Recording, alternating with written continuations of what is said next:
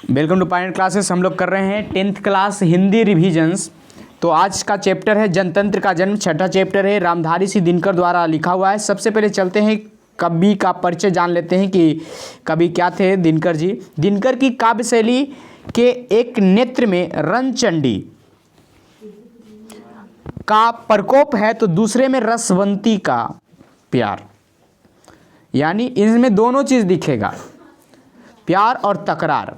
रुद्र की श्रृंगी और रास की मुरली बजाने वाले कभी ज्वालामुखी इसमें दहाड़ती है तो कभी चांदनी में अटखेलियाँ करती है। यौवन के श्रृंगार, घनसार, मधु, हलाल, मुस्कान, उच्छ्वास, कंकन, कराबल की मिलित झंकार का अभूतपूर्व आस्वादन है। दिनकर की दिव्य शैली में सहज सुलभ है। ये किन्होंने बोला था? प्राचार्य शिव बालक राय ने इनके बारे में बोला था कि ये प्रत्येक प्रकार के कविता लिख सकते हैं। अब चलिए इनके बारे में। दिनकर जी हिंदी के राष्ट्र कवि, ये आपसे पूछा जाता है ज़बरदस्त। हिंदी के राष्ट्र कवि कौन है? रामधारी सिंह दिनकर हिंदी के राष्ट्र कवि कौन है? दिमाग में हो सके तो गुदना गुदवा लो। देख तो हिंदी के राष्ट्र कवि कौन हैं? रामधारी सिंह दिनकर। काव्य चेतना के प्राणवंत गायक है। पौरुष के इस प्रभंजनी कवि जन्म 1908 ईस्वी में बिहार प्रांत के मुंगेर जिले के सिमरिया ग्राम में हुआ था। मुंगेर जिला सिमरिया ग्राम। इन्होंने इतिहास विषय लेकर पटना विश्वविद्यालय से बीए ऑनर्स परीक्षा पास की। फिर वे बरबीघा HE स्कूल के अध्यापक हो गए। उसके बाद सब रजिस्ट्रार बने और मुजफ्फरपुर कॉलेज में हिंदी के प्राध्यापक नियुक्त हुए। 1952 में राज्यसभा के सदस्य भी बने। सन 1964 ईस्वी में आरंभ में इनकी नियुक्ति भागलपुर विश्वविद्यालय के उप कुलपति के रूप में हुई, किंतु इन्होंने वहां से त्यागपत्र दे दिया और सन 1965 में केंद्रीय सरकार की हिंदी समिति के मंत्री पद पर रहे। इसमें सबसे इम्पोर्टेंट पार्ट आपका क्या था? इनका जन्म कहाँ हुआ है? मुंगेर के सिमरिया में। चूंकि अपने बिहार वाले हैं इसलिए इनसे संबंधित क्वेश्चन पूछने की, इनके जन्म स्थान से संबंधित क्वेश्चन पूछा जा सकता है। जैसे आपसे पूछा जाएगा इनका जन्म कहाँ हुआ है, तो सिमरिया बिहार। ठीक है, आगे। कवि दिनकर की अग्नि बिना छायावाद और प्रगतिवाद की संधि बेला में भ्रंकृत हुई। इनकी कविताओं में क्रांति का स्वर सर्वाधिक मुखर रहता है। कहते हैं इनके क्रांतिकारी स्वर को दबाने के लिए ही तत्कालीन अंग्रेजी सरकार ने उन्हें सब रजिस्ट्रार के पद पर नियुक्त कर दिया था। बच्चे को मिठाई दी थी, फिर भी उनका क्रांतिकारी स्वर दबा नहीं। उन्होंने सामधेनी और हुंकार की रचना की। सामधेनी और हुंकार की रचना कर नवयुवकों में लोकप्रियता प्राप्त कर ली और इनकी कविताओं में राष्ट्र की पुकार एवं उसमें संबंधित भावनाओं की अभिव्यंजना होती है। इन्हें भारत के गौरव अतीत के विशेष प्रेम है और उसे से प्रेरणा लेकर ये कविताएं लिखते हैं। इन्होंने एक जगह अपने को युग का चारण कहा है। ये आपसे पूछा जा सकता है, युग का चारण किसने अपने आप को कहा?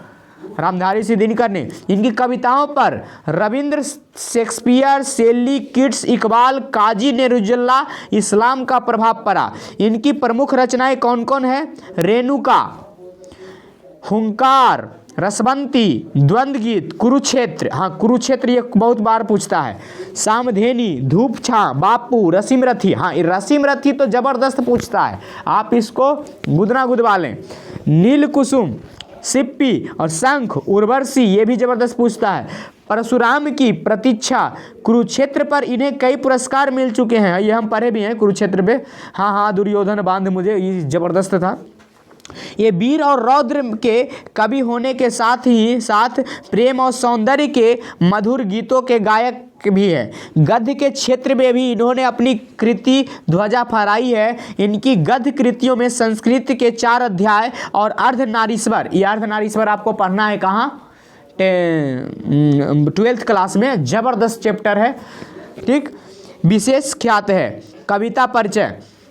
प्रस्तुत कविता जनतंत्र का जन्म में लोकतंत्र के महत्व पर प्रकाश डाला गया है। सदियों की देशी विदेशी पराधीनताओं के बाद जब भारत स्वतंत्रता हुआ तब यहाँ जनतंत्र की प्राण प्रतिष्ठा हुई। जनतंत्र के ऐतिहासिक और राजनीतिक अभिप्रायों को कविता में उजागर करते हुए कवि एक नवीन भारत का शिलान्यास सा करता है, जिसमें जनता के सिंहासन पर आरूढ़ होती है और स्वयं शासन करती है। अब हम लोग बात कर लेते हैं कविता के मूल का, सारांश का।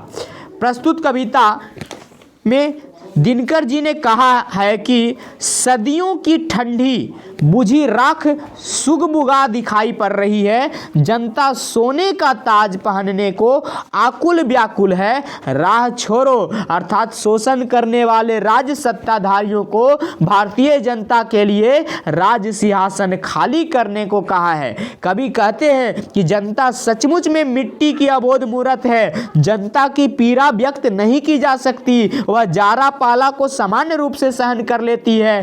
ठंड के शरीर कपकपाता है मानो हजारों सांप डस रहे हों। किसी व्यथा को जनता सहती है, इसकी कल्पना नहीं की जा सकती है कितनी व्यथा को सहती है। पीड़ा सहकर भी वह चुपचाप रहती है, अपनी पीड़ा व्यक्त नहीं करती। यहाँ जनता के अटूट धैर्य को उजागर किया गया है।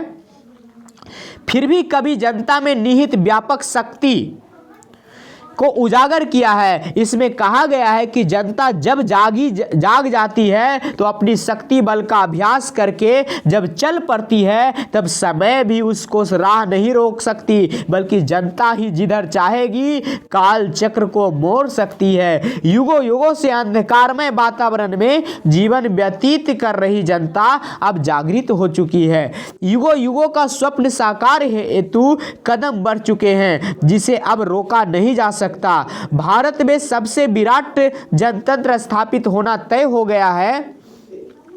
कवि कहते हैं कि अब इसे नवोदित व्यवस्था में राजा नहीं बल्कि प्रजा स्वयं राजगद्दी पर आसीन होगा। भारत की तत्कालीन मतलब उस वक्त का 33 करोड़ जनता राजा होगी। कवि संकेत करते हैं कि राज अभिषेक हेतु एक सिंहासन और एक मुकुट नहीं होगा बल्कि 33 करोड़ राज सिंहासन होंगे, उतने ही राज मुकुट होंगे। भारत की प्रजा की महत्ता को उजागर करते हुए कवि कहते हैं कि आरती लेकर मंदिरों और राजमहलों में जाने की आवश्यकता नहीं है, बल्कि भारत में मजदूरी कर रहे लोग, खेतों में काम कर रही प्रजा, मजदूर किसान ही यहाँ के देवता हैं। उन्हीं को आरती करने की जरूरत है। अब फावरे और हल राजदंड होंगे, धूसरता स्वर्ण श्रृंगार का रूप लेगा और अब बेहरती परिश्रमी प्रजा को उसकी वास्तविक हक मिलेगा। जनतंत्र की जय घोष होगी। समय की इस पुकार को समझते हुए जनता को आरूढ़ होने के लिए सिंहासन खाली करो। ये उस वक्त 1950 के आसपास लिखा गया है, आज़ादी के वक्त लिखा गया है। उस वक्त समझ लीजिए कि आज़ादी में लड़ने वाले लोगों की किस प्रकार की मानसिकता थी कि आज़ाद होगा तो भारत के जनता को क्या क्या मिलेगा, मिला क्या क्या। सारा भ्रष्ट नेताधारी लोग या भ्रष्ट राजनीति क्या किया, पूरे जनता मतलब जो सपने थे उसको चकनाचूर कर दिया और फिर से भले ही मुकुट नहीं पहनता है, हालत तो वही है। ठीक है, तो चलिए ये एक अपने अतीत को जानने वाला कविता था। अगले पाठ में हम फिर आएंगे, भारत माता कविता है पिछले पाठ का। तो बने रहें पायनियर रिवीजन।